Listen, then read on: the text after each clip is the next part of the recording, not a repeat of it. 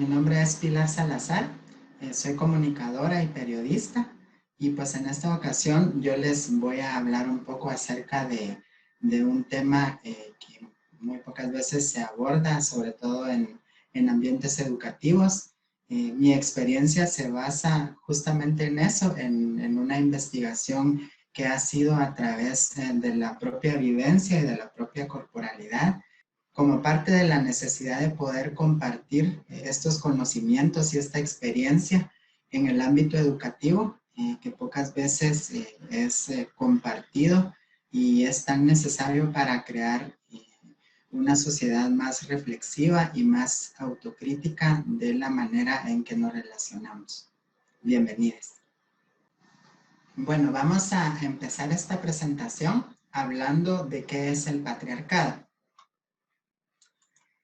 Pues el patriarcado, tenemos acá una definición de Gerda Lerner, que es una escritora que ha hecho una investigación exhaustiva sobre el tema. Y Gerda Lerner nos plantea que el patriarcado es una creación histórica elaborada por hombres y mujeres en un proceso que tardó casi 2500 años en completarse. Esto no significa que, que ese tiempo haya durado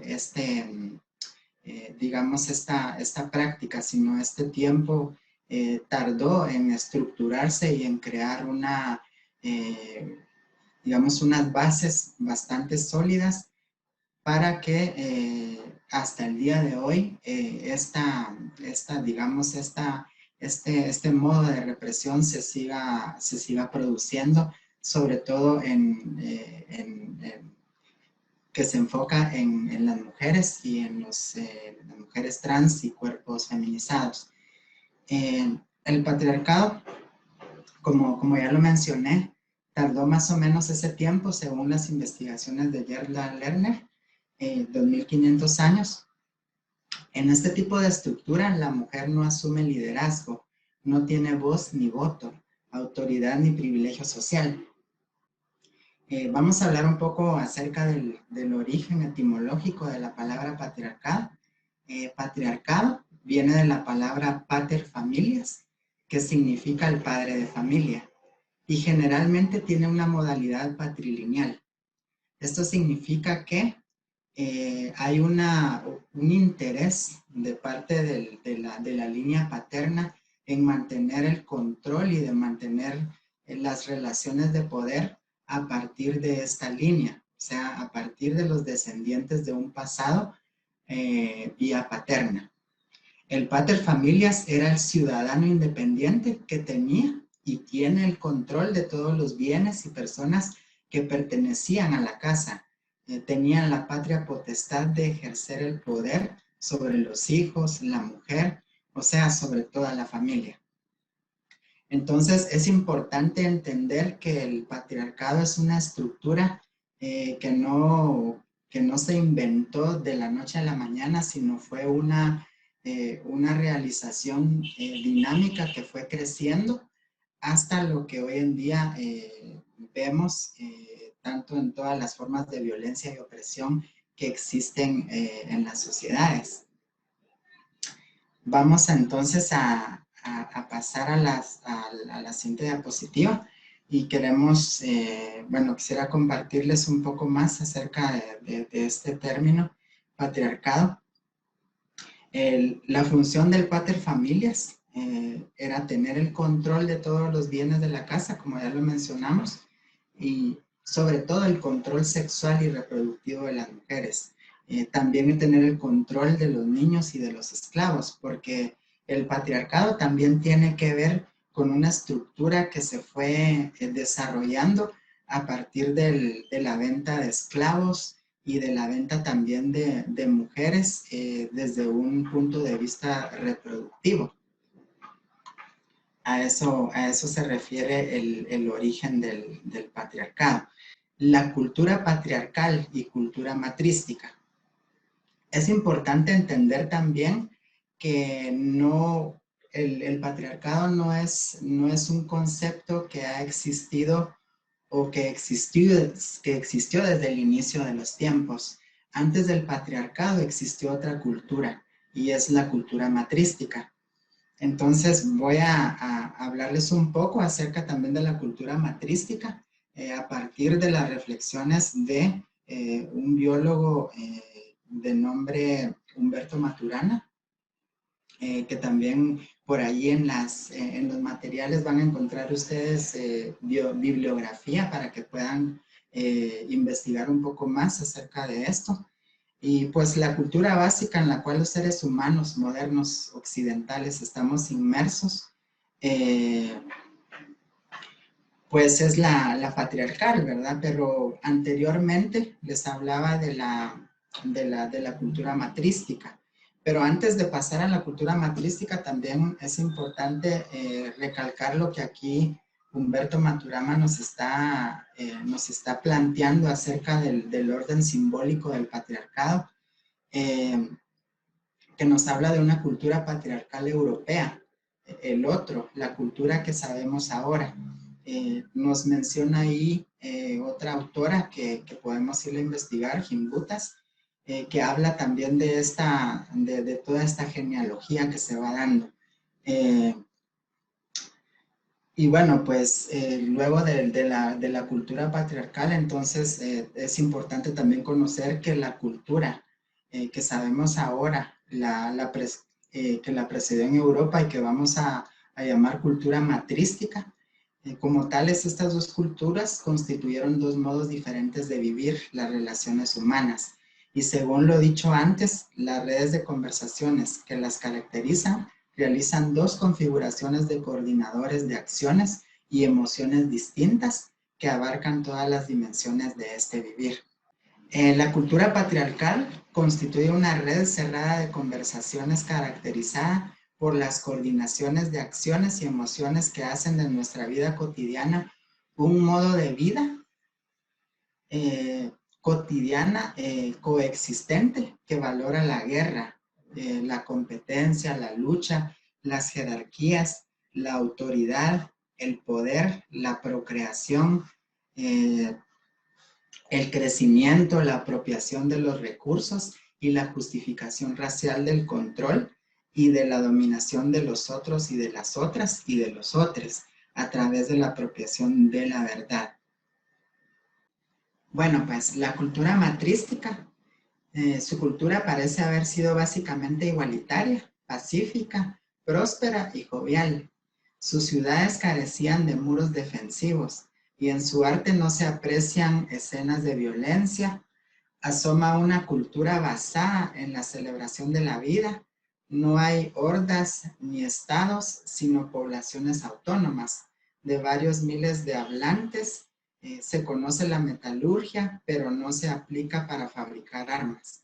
Su culto está guiado por mujeres y la descendencia pasa por línea femenina, o sea, línea matrilineal. Pero no hay dominio sobre los hombres, sino igualdad entre los sexos, aunque en ese tiempo el término que hacía esta división, digamos,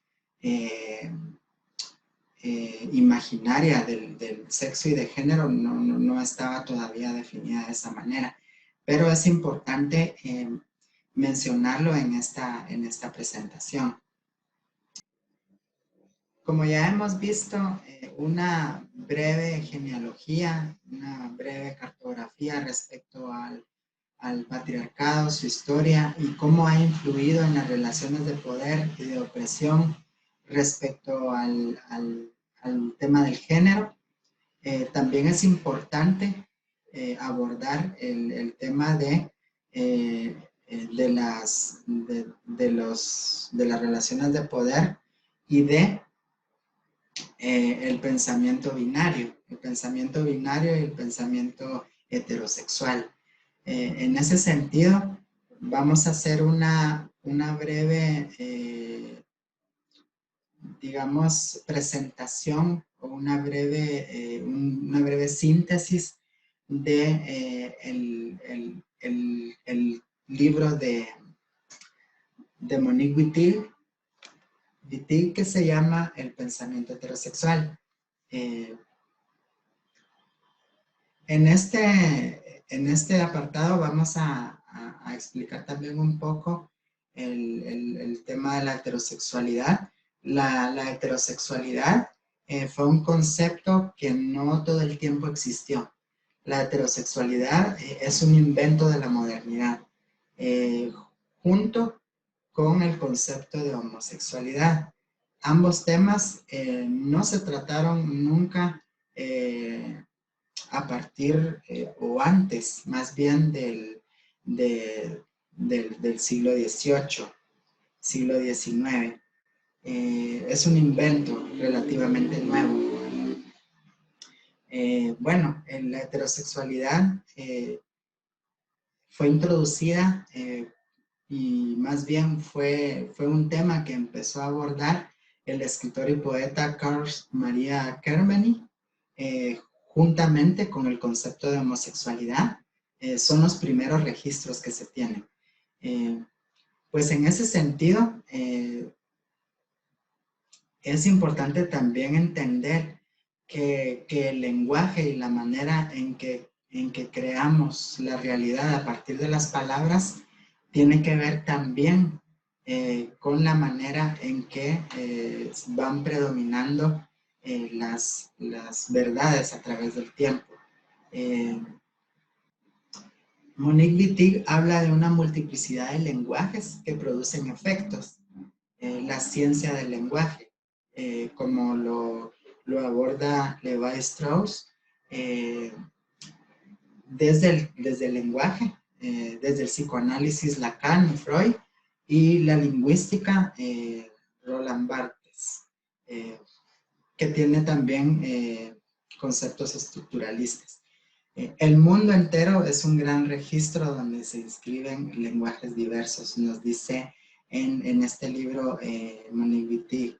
Los discursos se ensamblan unos con otros, se refuerzan y se autoengendran y engendran a otros. Su eficacia es que se nos presenta como si siempre han estado ahí, como opera el psicoanálisis en la producción de un inconsciente, dado que emplea la lógica de las invariantes para imponer un inconsciente colectivo e individual.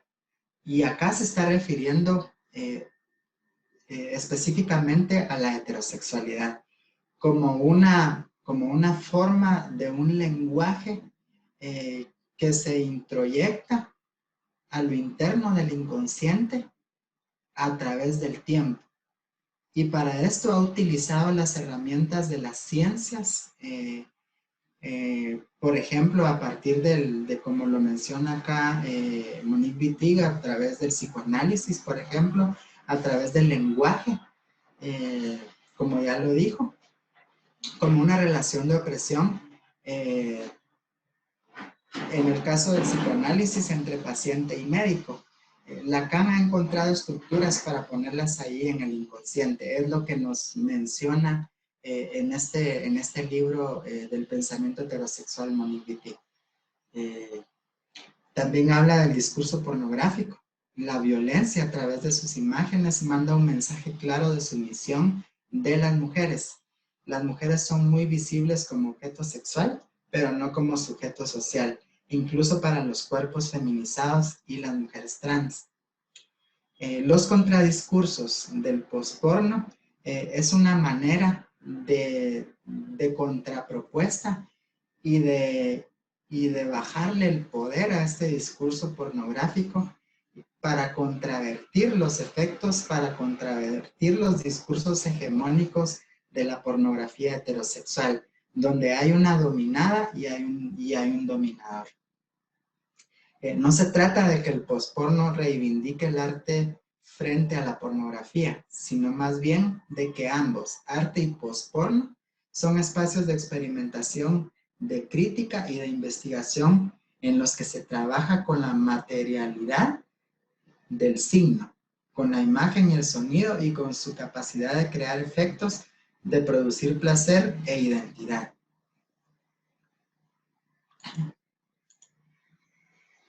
Y en ese sentido, entonces, Monique Wittig nos habla de justamente esta multiplicidad de lenguajes que producen efectos. a través de la ciencia, a través del psicoanálisis y a través de la lingüística. El sexo y el género. El sexo. Etimológicamente, el vocablo latino viene del vocablo latino sexus o sectus, que significa corte, y de secare, cortar. Y es más que probable que se refería originalmente a la división de la población que existía, la cual se tenía el convencimiento de que la mitad exacta eran varones y la otra mitad hembras.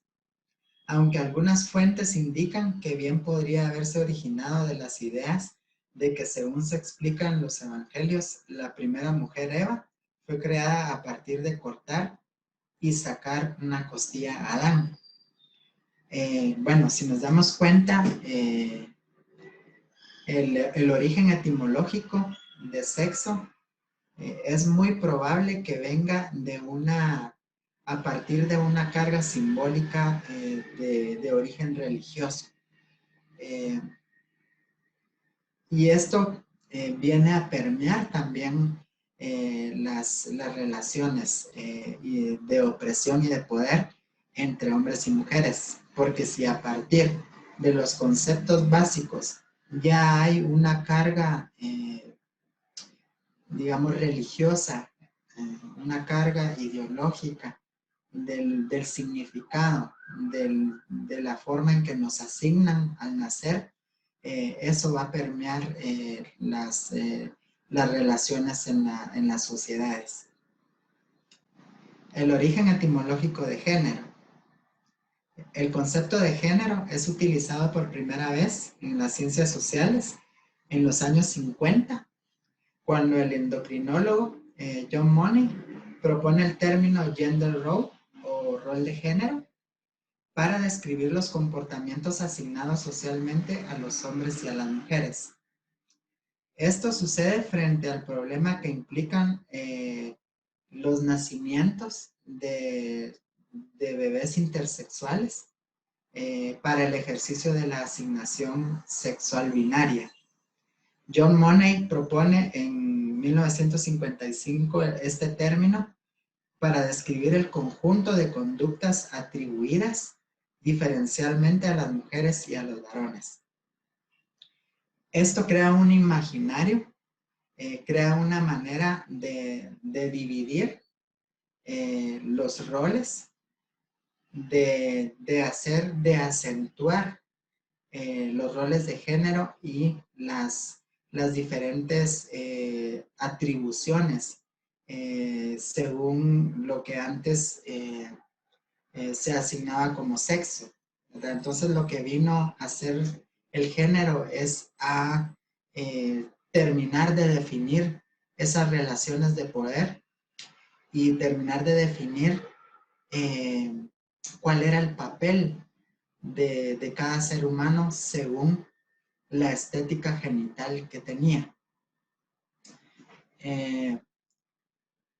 Esto implicó también un trabajo de investigación que llevó a cabo John Money a partir de unos gemelos que tuvieron un problema genital y es el caso de David Reimer. Ustedes al leer este caso se darán cuenta de las implicaciones que tuvo el hecho de que John Money haya afirmado que el género es solamente una construcción social y que puede ser definida a través de la educación. Esto significa de que, por ejemplo, una persona intersexual, según John Money, podía ser intervenida quirúrgicamente para definirle un tipo de genital y poder criar a esa persona a partir del genital que le fue dejado. Entonces, Money pensaba que al criar a esta persona en un género, esta persona no iba a tener ningún problema. pero posteriormente John Money se dio cuenta de que no es solamente un factor educativo el que influye en que una persona se identifique con un género. Implican también otras cuestiones, como los factores culturales, el factor de nacimiento y también el factor psicosocial. Esa fue digamos, la contraveniencia que tenía John Money respecto a esta investigación. El género como categoría de análisis determinante, Money lo planteaba, como ya decíamos, como conductas atribuidas diferencialmente entre mujeres y varones, pero con esta carga, con este imaginario social según lo que ya la historia nos ha dicho respecto a qué es ser hombre y qué es ser mujer y las relaciones de poder que esto implica. El género está influido entonces como síntesis por la educación, pero también por la cultura, pero también por factores biológicos y sociales de la persona, en este caso el niño que está en crecimiento. A esto se refiere el concepto en sí. Etimológicamente, entonces, decimos que el género es una construcción social hecha a partir de la medicina clínica. Bueno, como ya hablamos del género visto en la clínica y cómo se reproduce artificialmente ahí, donde intenta reducir la multiplicidad de los cuerpos a la masculinidad y a la feminidad, también es importante entender de qué se trata esta multiplicidad que es reducida a lo binario, de qué trata este acto performativo del género. Bueno, y en este sentido, Judith Butler, una filósofa que escribe un libro que se llama El género en disputa, aborda en uno de los capítulos, que es la base de todo el libro, la noción de la performatividad del género. Butler nos habla de que el género produce una serie de efectos que consolidan la impresión de ser hombre o de ser mujer. Butler nos dice que nadie es un género, sino que el género es una herramienta conceptual de enorme poder analítico que lo sitúa en 4 planos. En el plano de la discursividad, en el plano de la identidad, en el plano de la contextualidad y en la materialidad. Esas son los 4 planos en los que reconoce Judith Butler a partir de la noción de la performatividad. Habla de una desestabilización teórica del régimen heterosexual occidental que solo puede ser completa si se tiene en cuenta también el modo mundano en el cual estos constructos referidos al género son producidos y reproducidos y mantenidos dentro del terreno de los cuerpos. Es decir, pensar en la noción de la performatividad con la cual inaugura su pensamiento, una noción vinculada estrechamente a las ideas de actuación, representación y dramatización, o como también lo propone Teresa de Lauretis, la introyección y la autorrepresentación de lo que se nos ha enseñado. Identidad de género. En la década siguiente a los 50, el libro de Robert Stoller, un psicólogo social, escribió el libro Sexo y Género, en el desarrollo de la masculinidad y la feminidad. En este libro desarrolla el concepto de identidad de género como un primer acercamiento desde la clínica, distinguiendo el sexo biológico del género social. Es decir, instalando esta diferencia como una instancia de la oposición naturaleza-cultura. El hecho de haber vivido desde el nacimiento las experiencias, ritos, costumbres atribuidas a cada género. Basándose en su extensa investigación con personas transexuales y los nuevos avances en la ciencia del sexo. Stoller avanza en la creencia o en su creencia en la feminidad primaria, la orientación inicial del tejido biológico y la identificación psicológica hacia el desarrollo femenino. Esto significa que Stoller propone que a partir del nacimiento hay una simpatía, hay un vínculo con la feminidad y es el vínculo que se mantiene hasta que interviene una fuerza masculina, en este caso la fuerza del padre, que rompe esa relación materna, y en esa ruptura puede existir esa división y esa sensación y ese sentir profundo de hacia dónde la persona va a expresar su género.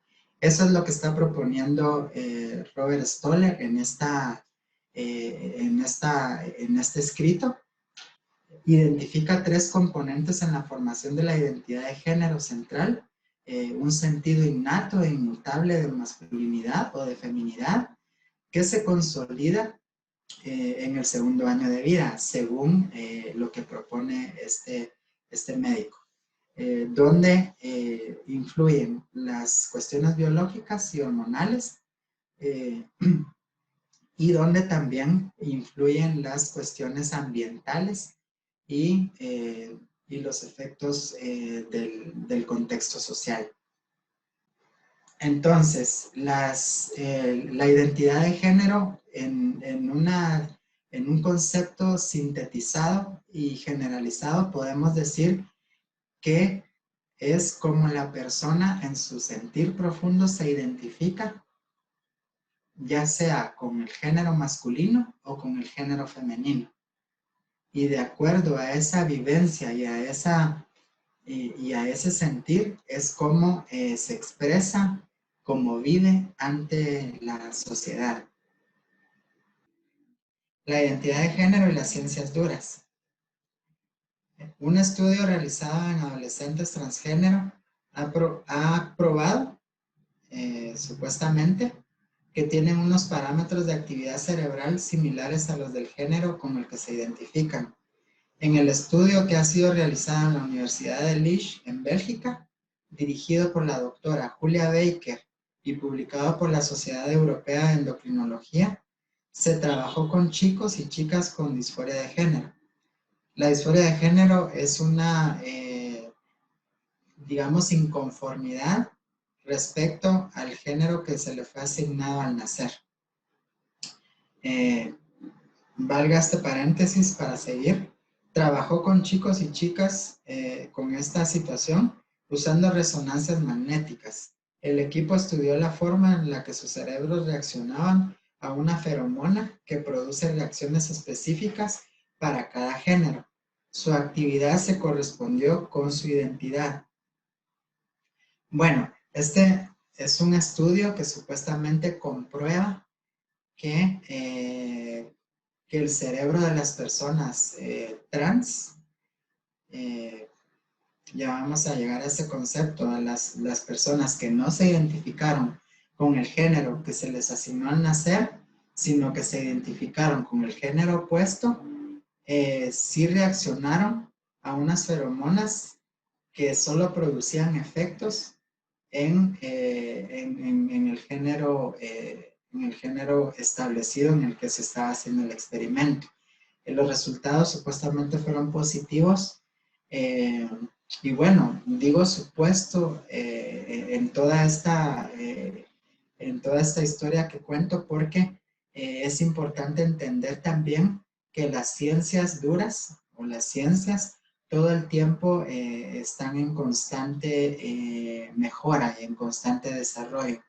Entonces, esto nos indica que las ciencias no siempre van a poder tomar la palabra de las personas que de alguna manera son disidentes del sistema sexogenérico, sino son las mismas personas las que van dándole paso a las ciencias para que vayan comprendiendo de mejor manera cómo se viven dentro de otras identidades que no son las heterosexuales o heteronormadas. Valga la crítica entonces a las ciencias duras, justamente se dio unos tuitazos de acuerdo a este estudio que publicaron.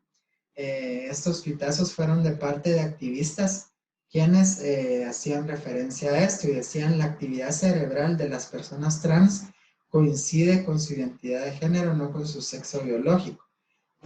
Entonces critican y dicen, más evidencia de que la identidad trans no es una fantasía o delirio, está enraizada en nuestra neurología. El género es más que nuestros genitales. Eso es interesante. ¿Cambia el cerebro de las personas de género fluido a cada momento? ¿Se refiere a este estudio?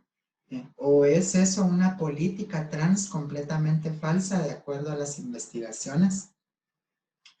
Este tuitazo entonces lo que hizo fue crear una reflexión y un cuestionamiento también a las ciencias duras, que también están constantemente tratando de poner a las personas que son disidentes del sistema sexo-género. Es importante entonces hacer esta crítica a las ciencias duras y entender que no son las ciencias duras las que definen a las personas, a las que definen las disidencias sexuales no heteronormativas, sino son las ciencias las que tienen que investigar y entender los procesos sociobiológicos de las personas. La orientación sexual se refiere a la atracción física y emocional que siente una persona hacia otra. Puede ser de su mismo sexo género o puede ser distinto. Entonces, en ese sentido, también es importante aclarar que la orientación sexual es distinta de la identidad de género. Ya vimos que la identidad de género se refiere entonces a cómo una persona expresa el género con el que se siente cómoda o cómodo según su experiencia de vida. La orientación sexual, recapitulando, es entonces, a manera simple, qué personas son las que me gustan, si son del sexo género opuesto o si son de mi mismo sexo género. En ese sentido también es importante entender el término cisgénero y el término cisexualidad. Las personas cisgénero son las personas que están conformes con el sexo género que les asignaron al nacer. Y ahora la lógica cisexual se refiere a la lógica que tienen las personas cisgénero y que esa misma lógica la quieren aplicar a todas las personas, ¿verdad? Es una lógica que se trata de imponer, ya sea de manera consciente o inconsciente. Es una lógica que se refiere al sistema heterosexual y al sistema binario. Esta lógica es importante también entenderla y reflexionarla y que está generalmente instaurada en las personas cisgénero, como ya anteriormente mencionamos este concepto. El acrónimo LGBTIQ+. En este apartado vamos a desglosar de manera sintética qué significan cada una de las letras que conforman el acrónimo del movimiento político LGBTIQ+. Entonces, empezamos por la L, que es lesbianas. En ese sentido, para la RAE, la Real Academia Española, lesbiana significa mujer homosexual y su etimología proviene de la isla Lesbos.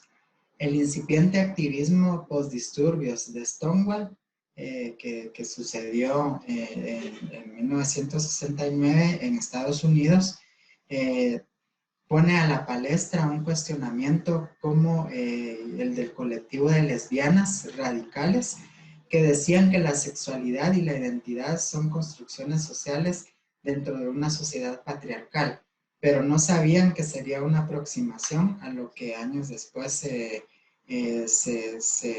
abordaría como también parte del cuestionamiento del género y la teoría queer. Bueno, fue Monique Wittig, esta escritora y feminista de origen francés, quien aportó a la teorización del movimiento lesbofeminista y sus postulados sobre la heterosexualidad como un régimen político. A partir de los movimientos de Stonewall, el movimiento lésbico se vio cuestionada a partir de verse como sombra del movimiento gay y empieza a cuestionar esta adhesión que lo que hacía era invisibilizar a las lesbianas y deciden entonces crear un movimiento no por separado, sino un movimiento independiente que visibilizara a las mujeres lesbianas. Bueno, las mujeres lesbianas, o lo que es lo lésbico, significa que son mujeres atraídas por el sexo género igual. A eso se refiere. Hay una atracción física, emocional hacia otras mujeres. En ese sentido, entonces, y en esa crítica al movimiento lésbico, decide hacer esta independización del movimiento gay para crear un movimiento más de lesbiandad que lésbico, muchas veces dentro del movimiento se refieren más entre sí con un concepto de lesbiandad más que de lésbico. La activista por los derechos humanos Quiteria Franco habla de que el sufijo ismos connota explicaciones científicas y que históricamente se asocia a enfermedades mentales. En este contexto, el Grupo por los Derechos de las Lesbianas, Aeriana, propone utilizar este nombre como una forma de jugar con las palabras.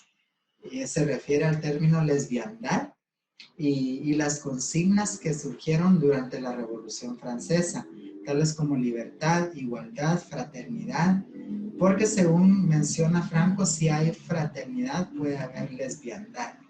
A eso se refiere con el movimiento de lesbiandad, de mujeres lesbianas.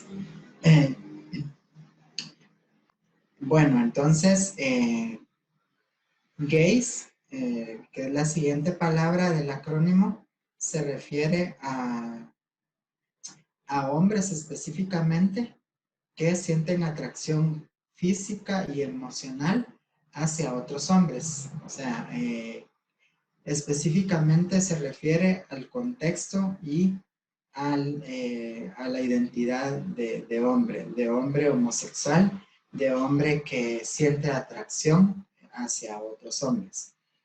La bisexualidad es una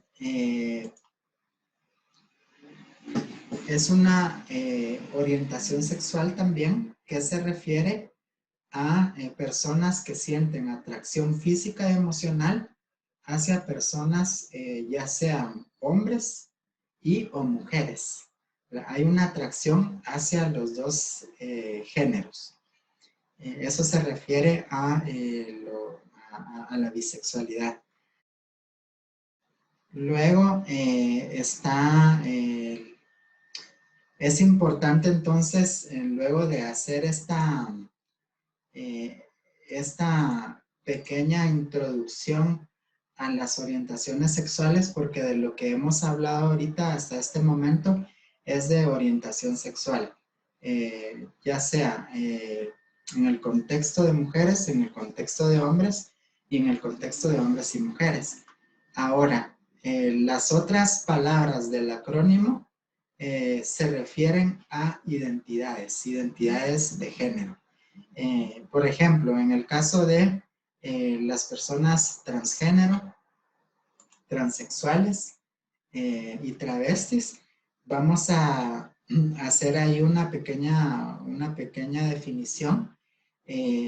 Bueno, ser una persona transexual atraviesa la necesidad de adoptar todas las características y cánones de belleza físicas asociadas al género con el que la persona se siente identificada, incluyendo la reasignación genital. Mientras que una persona transgénero vive en el género distinto al que se le asignó al nacer, pero cuestiona algunos de sus cánones y estereotipos y puede o no sentir la necesidad de una reasignación genital. La persona travesti solo busca la experiencia erótica de utilizar prendas asignadas al género opuesto en la intimidad. Eso se refiere a las personas travestis. Bueno, luego vienen entonces las personas intersexuales, que es parte del acrónimo de este movimiento, que se refiere a las personas que nacen ya sea con características genitales del género masculino y femenino, según la construcción social de estas sociedades. Entonces es posible que nazca con ambas estéticas, ya sea masculina y femenina, desde lo genital, o ya sea de que tenga más desarrollada una genitalidad que otra. A eso se refiere la intersexualidad. Es también la alteración biológica de los cromosomas que rompen con la binariedad del ser hombre o el ser mujer. Rompe ese estereotipo, rompe ese imaginario social impuesto de que solo existen las categorías hombre y mujer. Entonces, la intersexualidad viene a poner sobre la palestra el cuestionamiento de lo binario. Es importante también incluir dentro de esta explicación del acrónimo LGBTIQ+, también nombrar y mencionar cómo surge el movimiento político en Guatemala. Es un movimiento político que surge a partir del año 97, de 1997, cuando se organiza una misa por el transfeminicidio de María Conchita Alonso, que era una mujer transgénero que se mantenía en el contexto de la ciudad capital de Guatemala y era conocida por el movimiento que tenía era un movimiento incipiente en los años 90, y María Conchita fue tomada como un referente del movimiento LGBTIQ en Guatemala, porque María Conchita siempre ha sido nombrada como un puente. María Conchita siempre fue un puente entre los movimientos de lesbianas, de gays, de bisexuales, del movimiento trans en Guatemala. Lamentablemente María Conchita fue brutalmente asesinada en 1997. Hay varias versiones de este hecho. Una de ellas es que fue asesinada por unos soldados. Y pues bueno, luego de que se hiciera esta misa a María Conchita, pues las pocas personas que estaban organizadas en ese momento del movimiento LGBTIQ más en Guatemala salen a hacer una caminata luego de la misa hecha a María Conchita, una caminata en protesta simbólica por el asesinato de María Conchita, dirigiéndose hacia el lugar donde fue asesinada, recorriendo todo el centro histórico de la ciudad. Y bueno, a partir de ese momento, el movimiento se hace más fuerte y empieza a ser más visible en el contexto guatemalteco, donde algunos medios de comunicación en esa época,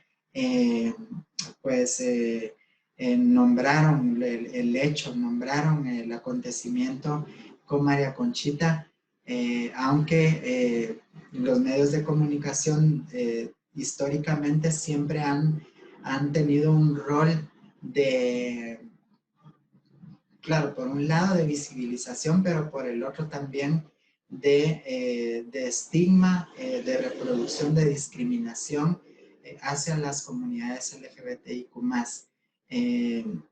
Como creando imaginarios sociales a quienes ven estos medios de comunicación, y de esa manera es que se ha mantenido hasta este momento.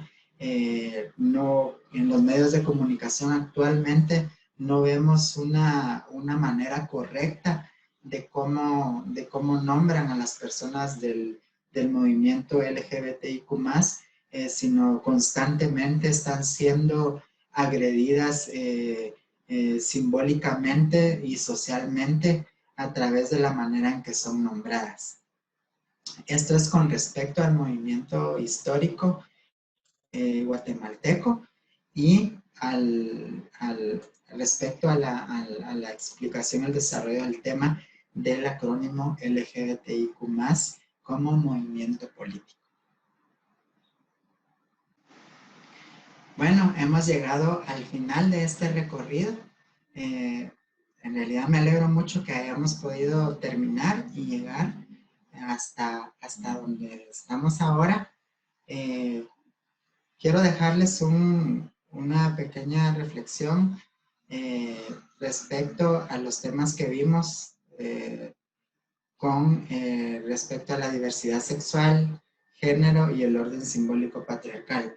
Son conceptos, son palabras que tienen mucho peso en la historia, no solamente de una región, sino de todo el mundo. Creo que es momento de cambiar paradigmas. Creo que es momento de que podamos cuestionarnos el sistema en el que vivimos, en el que estamos, y es momento de ampliar la visión que tenemos sobre los seres humanos, y que con estos conceptos que vimos y en el que ustedes me acompañaron, podamos entender y podamos darnos cuenta de que primero, que nada es una verdad absoluta, que las verdades siempre son construcciones sociales también, y que por eso es importante cuestionar todo lo que nos proponen, porque ese es el factor para seguir cuestionando y para seguir avanzando en sociedades más justas, en sociedades más cuestionantes y en sociedades más amplias de visión. Bueno, entonces agradezco el que me hayan escuchado y espero que este material sea de utilidad para quienes estén escuchando.